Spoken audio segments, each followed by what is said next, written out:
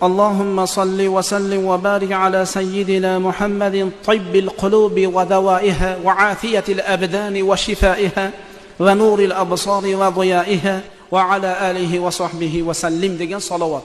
Bu salovatni salatu tib deyiladi. Bemorlarga shifo bo'lsin uchun o'qiladigan salovat. Chunki kecha Ramazon-i Sharifda bir 17 yashar bola vallohu alam yo 18 yashar bola Ramazon-i Sharifda shu masjidning oldida menga murojaat qilgan edi. Domla shu menga rak kasal bo'lib qolgan.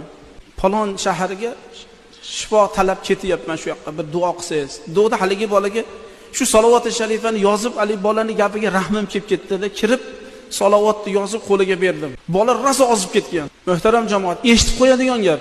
Kecha shu amakisi xabar qilibdiki, haligi bola domla aytgan salovatni o'qib 95% ga bola yaxshi bo'lib qoldi.